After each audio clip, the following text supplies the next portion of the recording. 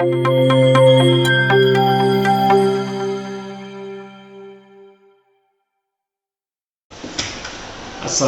warahmatullahi wabarakatuh. Salam solusi. Baik teman-teman, kesempatan ini saya Usiono akan mengantarkan beberapa kelompok diskusi kecil dalam rangka kegiatan diskusi ringan yang kita sebut dengan durasi. Mudah-mudahan teman-teman bisa memberikan dukungan untuk hal memberikan pertanyaan, komentar, like, and subscribe. Mudah-mudahan channel ini berkembang dengan baik. Selamat menyaksikan. Bismillahirrahmanirrahim. Assalamualaikum warahmatullahi wabarakatuh. Kami dari kelompok 5 yang beranggotakan 3 orang, yaitu saya Majelis Adam Nasution, saya Nabila Putri Aini, dan saya Dewi Audrey.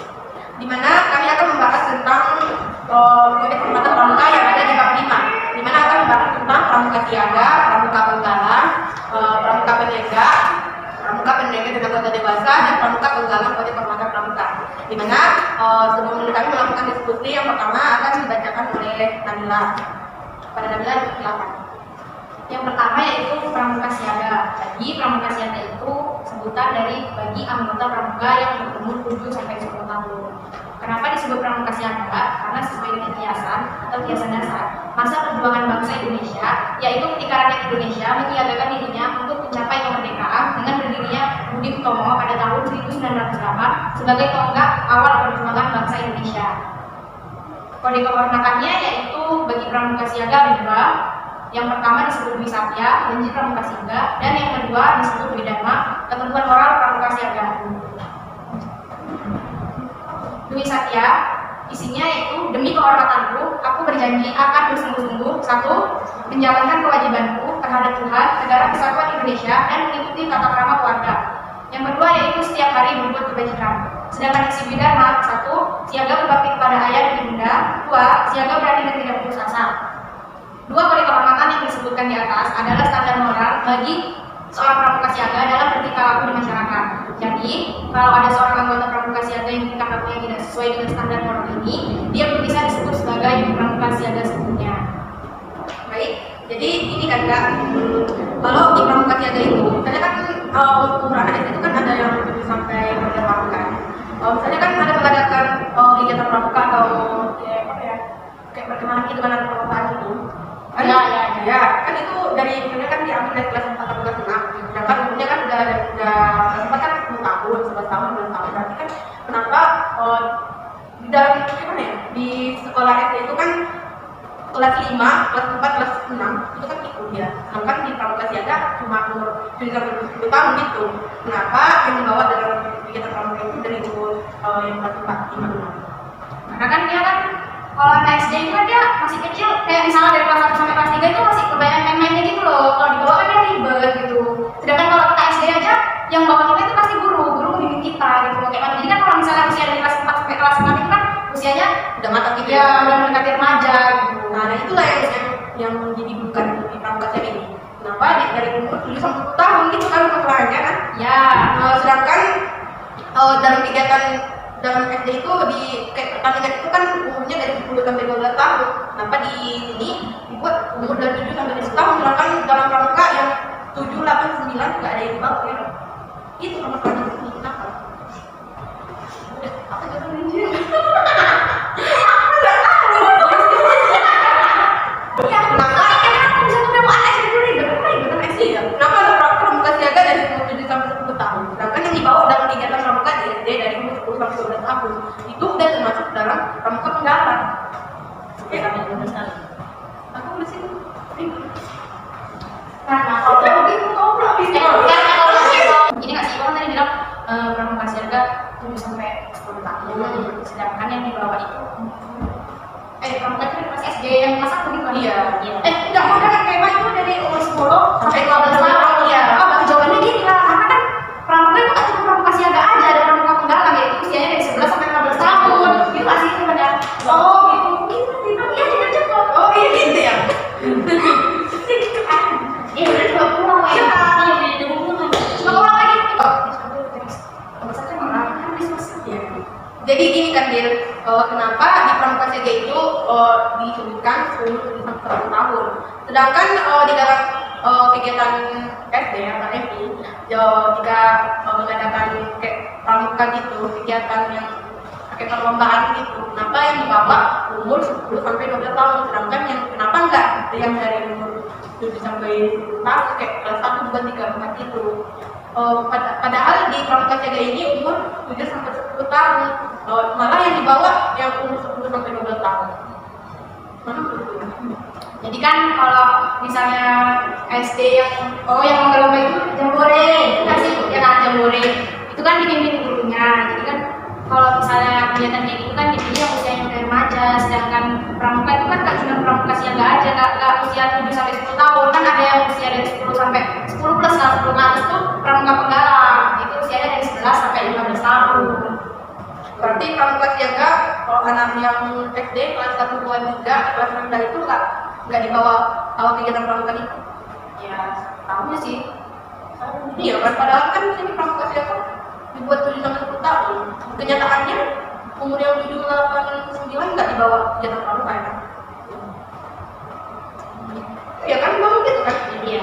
Enggak, ada Gini kan aku punya kawan sebenarnya kita, dia kan PDP, jadi dia itu ngajar kelas 3, sedangkan kalau kelas 3 itu usianya kalau nggak 9 tahun 10 tahun gitu lah. Jadi kan kemarin 9 iya gitu lah. Jadi kan kemarin di kabupatenku ada ini kegiatan jambore tingkat kabupaten itu kan SD. Jadi dia kelas 3 yang di bawah itu kelasnya kelas 3 itu. berarti masuk jambore yang di pramuka siaga. Ya mungkin nanti kita bakalan berpengalaman. Baik, selanjutnya akan dibacakan oleh Dedi, yaitu ini pramuka penggalang selanjutnya.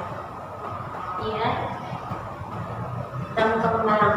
Pramuka itu sebuah tingkatan dalam pramuka sekelas lembaga. Biasanya anggota pramuka ini penggalang berusia dari 11 sampai 12 tahun.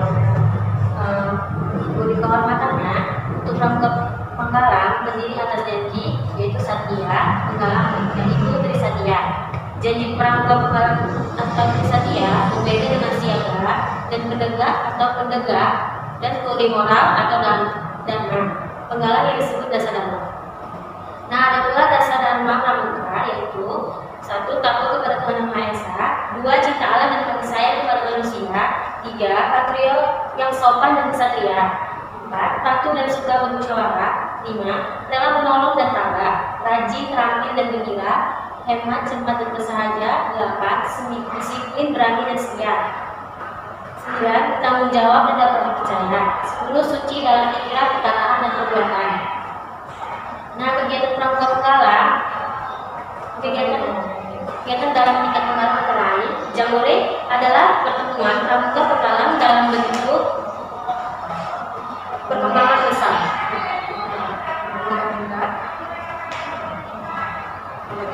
Lomba tingkat, kali pimpinan, penjelajahan, latihan bersama, dan perkemahan. Jambore kompeten. Jadi kita menemukan di pramuka penggalang. Ya ini yang tentang ini janji pramuka penggalang, kan buku ada tuh yang di bagian B pramuka penggalang. Janji pramuka penggalang atau trisatya berbeda dengan siaga dan pendegak atau pendegak. Apa ini? Apa? Yang pertama bedanya segi umur. Di pramuka siaga kan bisa 10 tahun, sedangkan di penggalang bisa 10 tahun gitu. Kalau di pramuka penggalang itu ukurannya 5 tahun itu, sedangkan di siaga kayak masih kedua gitu, Si dasar. Baru yang satu lagi bedanya yaitu di janji yang di pramuka siaga dan di satya di sama dharma, sedangkan yang di pramuka penggalang ada dasa dharma pramuka. Jadi bedanya itu kan ada dua yang perbedaannya. Yang pertama tentang usia. Kalau pramuka siaga kan 7 sampai 10, terus pramuka penggalang 9 sampai 15. Lalu yang kedua perbedaannya tentang janjinya. Kalau pramuka siaga kan di satya sama di dharma. Kalau pramuka penggalang dasa dharma pramuka. Kan ada video, tapi misalnya saya akan membacakan tentang pramuka pendegak, di mana pendegak adalah anggota gerakan pramuka yang sudah memasuki jenjang umur 16 sampai 20 tahun, di mana kode kehormatan untuk pramuka penegak kegiatan saja atau janji dan ketentuan moral atau agama. Jadi pramuka penegak disebut saja pramuka. Berikut bunyi saja pramuka penegak.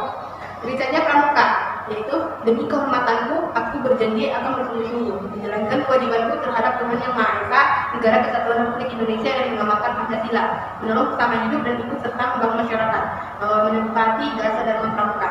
Kemudian di dalam pramuka penegak ada dasar dharma pramuka.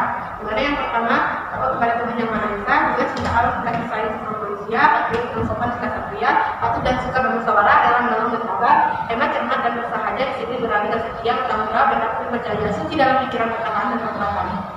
Kemudian dalam kegiatan-kegiatan penegak, kegiatan penegak, dimana yang pertama pindah golongan. Golongannya yang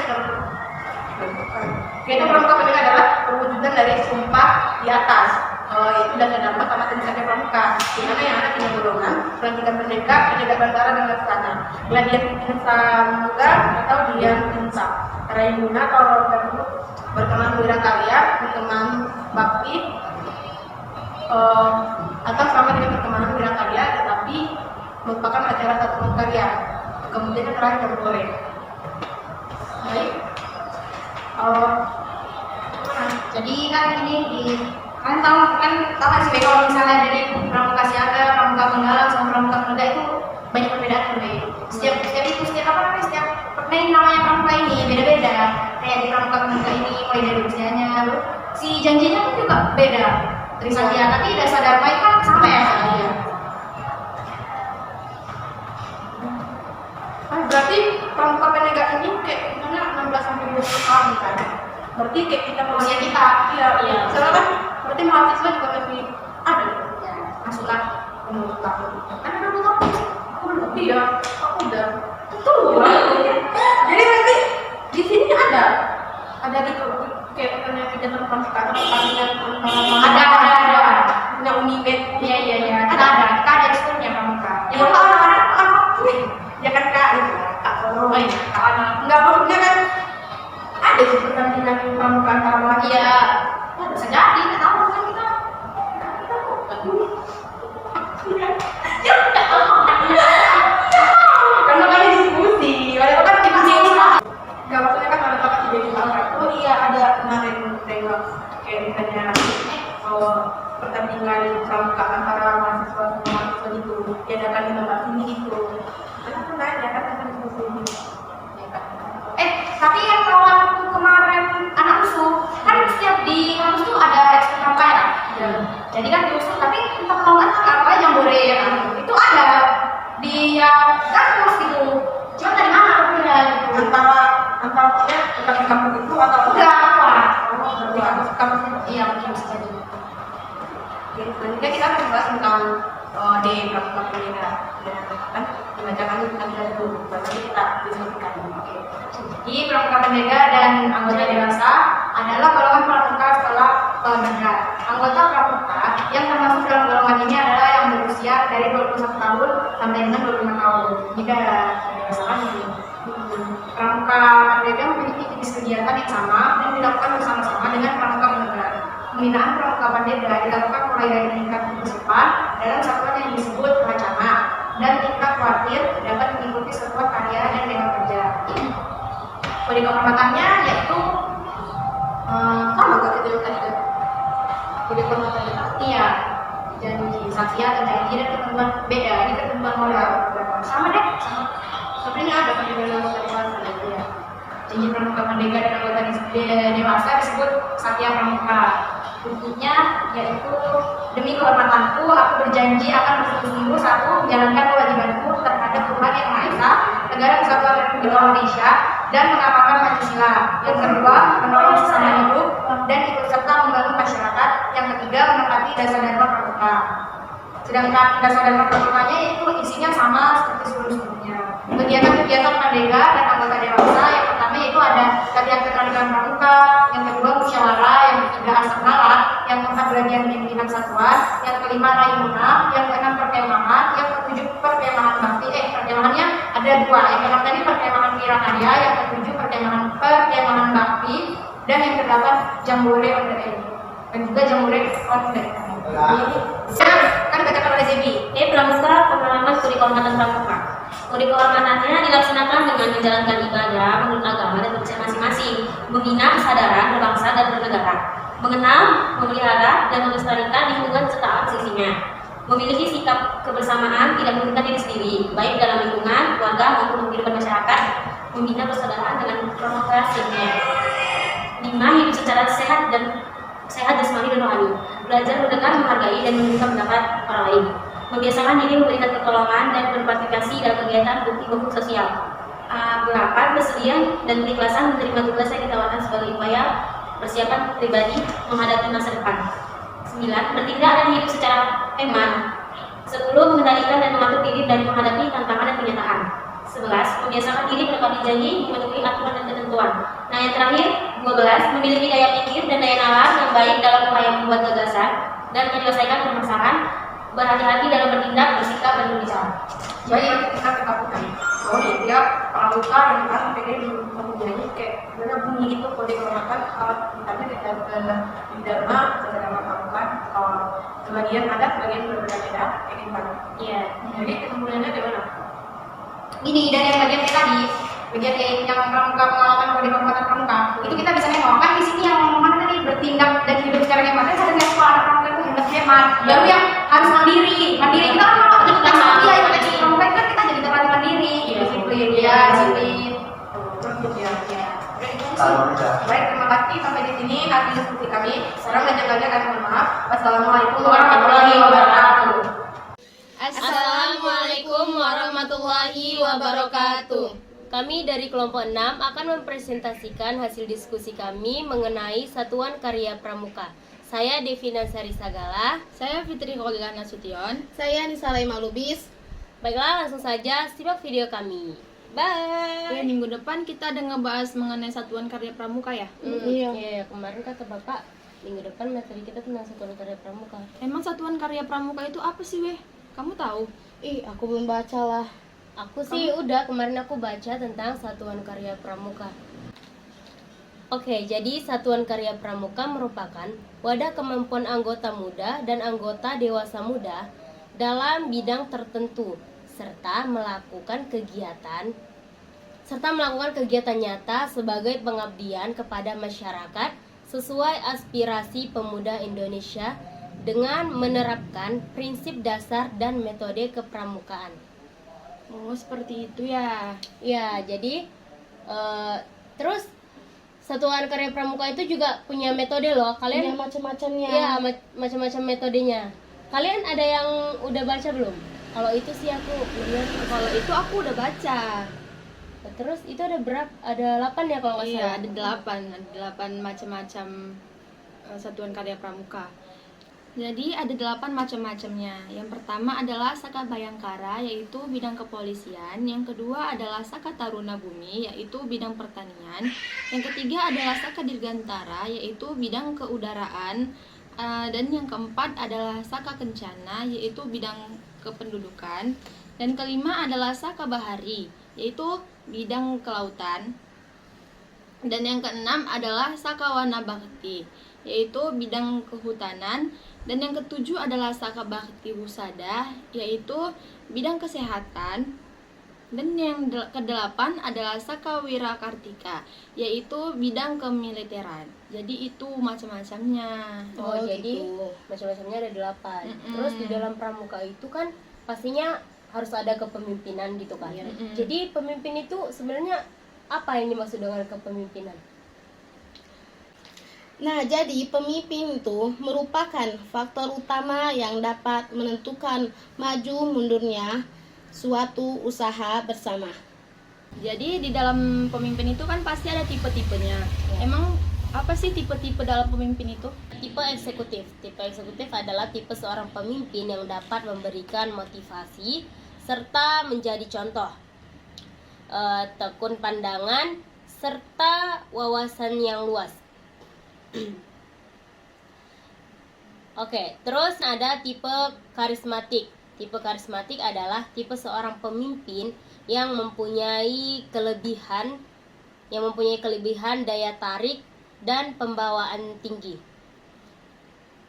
Dianggap oleh para pengikut atau bawahannya bahwa pemimpin tipe ini mempunyai kelebihan, kekuatan yang luar biasa yang dapat membuat orang banyak kagum. Jadi ada tipe paternalistik. Tipe paternalistik atau kebanyakan adalah orang yang mempunyai sifat kebapaan atau suka melindungi, tetapi jarang memberi kesempatan, banyak mengambil keputusan sendiri, suka berinisiatif, banyak fantasi, dan tidak mudah percaya pada orang lain. Ada tipe militaristik, adalah seorang pemimpin yang suka memerintah, menghendaki kepatuhan yang mutlak atau sepenuhnya dari para bawahan atau anggotanya. Banyak unsur formalitas kerja serta disiplin yang kaku. Tipe administrasi. Tipe administrasi adalah tipe seorang pemimpin yang baik dalam penyelenggaraan administrasi, seperti ketatausahaannya yang rapi, berpikir efektif, dan juga efisien. Nah, jadi itulah tipe-tipe dari kepemimpinan. Terus dalam kepemimpinan juga mempunyai syarat-syarat ya. Pastinya kan ada syarat-syaratnya. Iya. Jadi kamu ada yang tahu gitu apa itu syarat-syarat dari kepemimpinan itu sendiri? Syarat-syarat kepemimpinan itu hal yang dikaitkan dengan 3 hal yang penting yang harus dimiliki oleh seseorang pemimpin.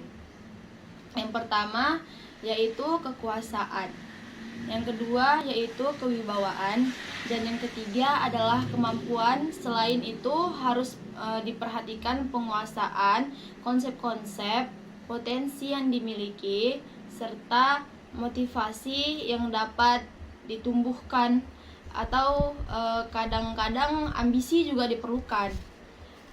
Kepemimpinan harus mempunyai unsur-unsur kemampuan untuk mempengaruhi orang lain atau bawahan atau kelompok untuk melakukan suatu pekerjaan gitulah ya kan, dalam mencapai suatu tujuan tertentu. Berarti karena kita udah sama-sama walaupun sedikit tahu gitu ya kan, berarti kita minggu depan udah bisa lah kalau misalnya udah masuk materi. Nah, insya Allah bisa. Jadi kan Tapi ya harus dalam juga ya, karena Hmm. kan ada yang kita nggak tahu, kamu tahu Ya, gitu ya betul. kan. Oke. kita harus perbanyak membaca buku, intinya gitu ya intinya kan. kita harus banyak membaca buku agar kita menambah wawasan kita. Jadi sekian dari hasil diskusi kami hari ini. Lebih dan kurang kami mohon maaf. Wabillahi taufiq wal hidayah. Wassalamualaikum warahmatullahi wabarakatuh. Assalamualaikum warahmatullahi wabarakatuh. Salam Pramuka. Kami dari PGRI 6 semester 4 ingin berdiskusi tentang api unggun. Di sini kelompok kami yang beranggotakan saya Jelita Setia, Saya Saidatul Hasanah, saya Prina Mora, saya Nubita Ramadhani, saya Muhammad Juwan, saya Islamia Kuba, saya Mifta Muslan, saya Mirayanti. Jadi, apa sih api unggun itu? Nah, api unggun adalah api yang dinyalakan dengan bahan bakar ranting, kayu, dahan, atau jerami juga daun listrik. Jadi, api unggun ini merupakan tempat untuk berkumpul, juga untuk menghangatkan tubuh dan menjauhkan dari hewan-hewan buas. Nah, dalam pramuka sendiri, api unggun ini biasanya kegiatan yang riang gembira. Api unggun ini juga menciptakan atau untuk mewujudkan anak peserta didik tumbuh sifat berani dan percaya dirinya melalui pentas seni. Ya. Api unggun dapat diikuti dalam pramuka pekalang, pramuka penjara, sedangkan pramuka secara tidak dapat diperbolehkan faktornya itu cuaca pada malam hari terbuka sehingga terbuka sangat rawan bagi kesehatan anak pada usia siaga. Terus anak usia siaga belum mampu mengendalikan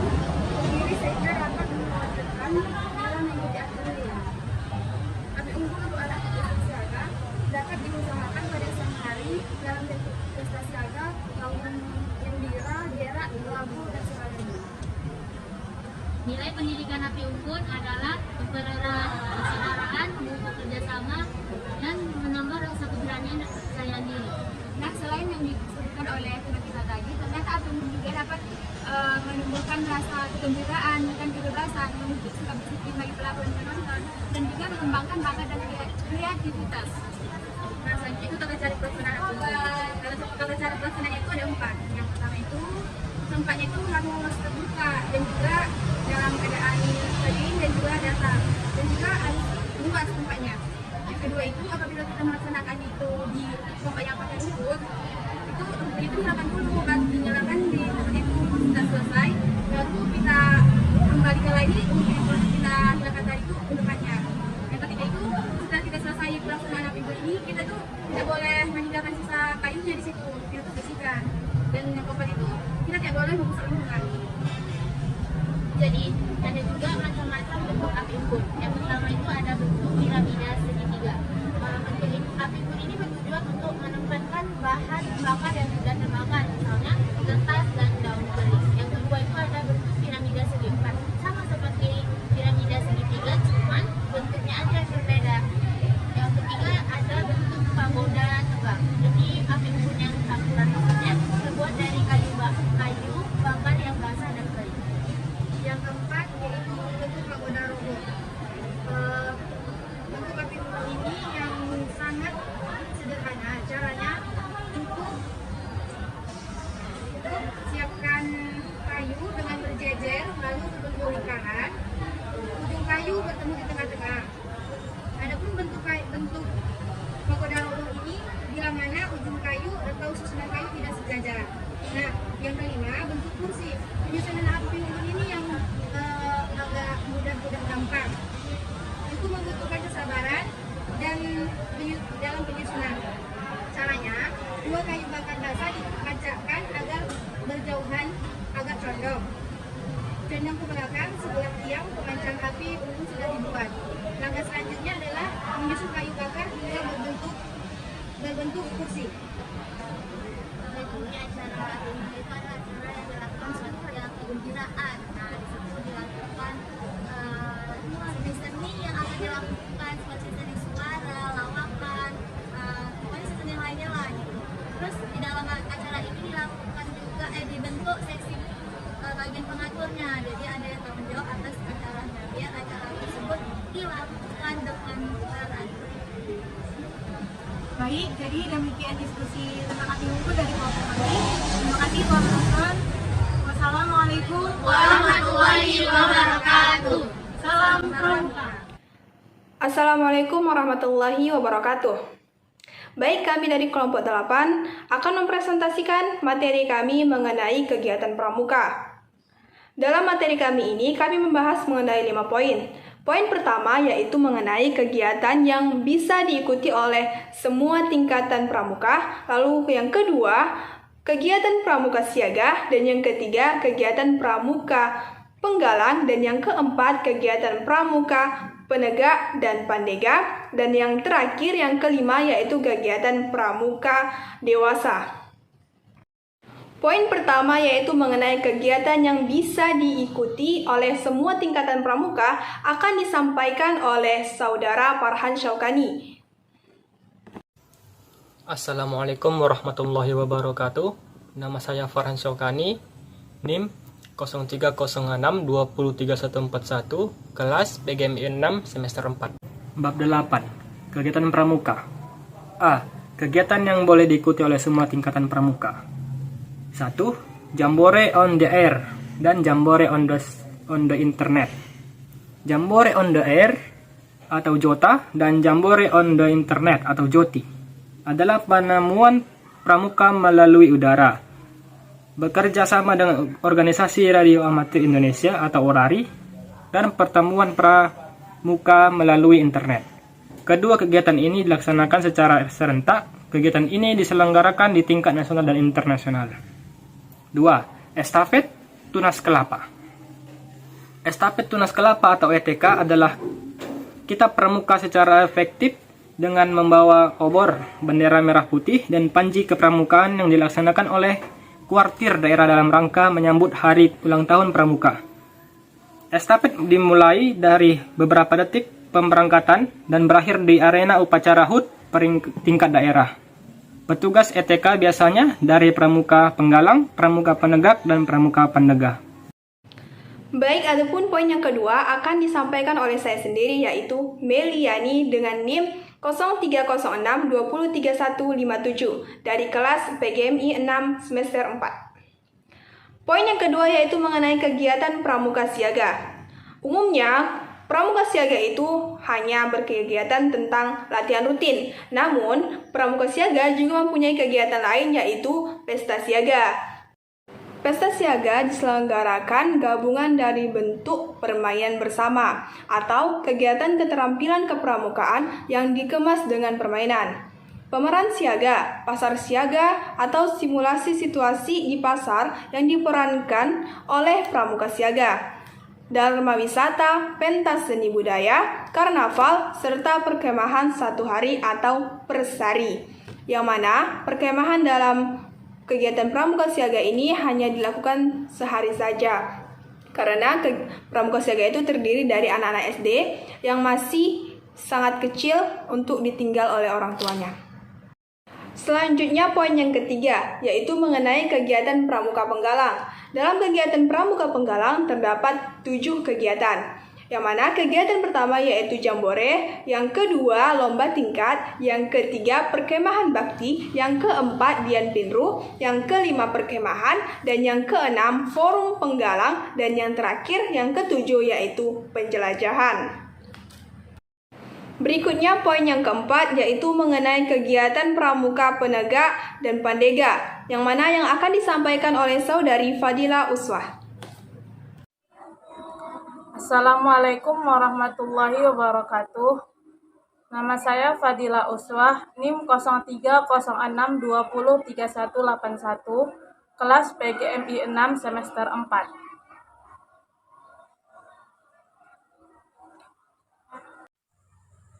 Baik, saya akan menyebutkan kegiatan apa saja yang dilakukan oleh pramuka penegak dan pandega. Yang pertama, Raimuna. Yang kedua, geladian pimpinan statuan. Yang ketiga, perkemahan. Yang keempat, perkemahan wirakarya. Yang kelima, perkemahan bakti. Yang keenam, perkemahan antarsaka. Yang ketujuh, pengembaraan. Ke-8, latihan pengembangan kepemimpinan. Yang ke-9, pelatihan pengelolaan dewan kerja. Yang ke-10, kursus instruktur muda. Yang ke-11, penataran seminar dan nokakarya. Yang ke-12, sidang paripurna. 13, muspaditera. Dan yang terakhir yaitu ulang janji. Itulah kegiatan-kegiatan yang dilakukan oleh pramuka penegak dan pandega. Sekian dari saya, terima kasih. Selanjutnya poin yang terakhir yaitu poin yang kelima mengenai kegiatan pramuka dewasa. Poin yang kelima ini akan disampaikan kembali oleh saudara Farhan Syaukani. Kegiatan pramuka dewasa. Pramuka dewasa adalah pembantu pembina instruktur, andalan, dan anggota majelis pembimbing. Kegiatannya antara lain sebagai berikut. 1. Kursus pembina pramuka mahir dasar atau KMD. 2. Kursus pembina pramuka mahir lanjutan atau KML. 3. Kursus pelatih pembina pramuka dasar atau KPD. 4. Kursus pelatih pembina lanjutan atau KPL. 5. Musyawarah gugus depan atau MUGUS. Musyawarah ranting atau MUSRAN. Musyawarah cabang atau MUSCAP. Musyawarah daerah atau MUSDA. Musyawarah nasional atau MUNAS. 6. Ulang janji-janji. Jadi menurut saudari Meliani, apa nih perbedaan dari perkemahan dan penjelajahan yang dilakukan oleh pramuka penggalang? Perbedaan perkemahan dan juga penjelajahan. Perkemahan adalah pertemuan pramuka penggalang yang diselenggarakan secara reguler untuk mengevaluasi hasil latihan di gugus depan dalam satu periode. Seperti perkemahan pelantikan penggalang baru, perkemahan naik tingkat, yaitu dari penggalang ramu ke penggalang rakit atau dari penggalang rakit ke penggalang terap. Perkemahan Sabtu Minggu atau persami, perkemahan Jumat Sabtu Minggu atau perjusami, perkemahan hari libur, dan sejenisnya. Perkemahan juga merupakan gerakan penghibur dan pengetahuan bagi mereka yang tidak pernah mengenal dunia luar. Sedangkan penjelajahan itu adalah pertemuan pramuka penggalang berbentuk penjelajahan dalam rangka mengaplikasikan pengetahuan tentang ilmu medan, peta, kompas, dan survival atau bertahan di alam. Baiklah saudari Fadila Uswah, dari apa yang saudari tadi sampaikan, saya mendengar ada 3 macam perkemahan yang berbeda-beda, yaitu perkemahan wirakarya, lalu perkemahan bakti, dan juga perkemahan antasaka. Dari ketiga tersebut, apa perbedaannya? Perkemahan wirakarya yaitu perkemahan yang dilakukan dengan skala yang besar dalam rangka mengadakan interaksi kepada masyarakat dan ikut serta dalam pembangunan masyarakat. Dan untuk perkemahan bakti yaitu perkemahan yang dilakukan dengan skala yang besar dalam rangka pengaplikasian pengetahuan dan pengalaman selama mengadakan pembinaan sebagai bukti bakti kepada masyarakat. Dan untuk perkemahan antarsaka yaitu perkemahan yang dilakukan dengan skala yang besar yang diselenggarakan oleh Kuartir Gerakan Pramuka. Demikianlah presentasi materi kami mengenai kegiatan pramuka. Kurang dan lebihnya kami mohon maaf. Wassalamualaikum warahmatullahi wabarakatuh.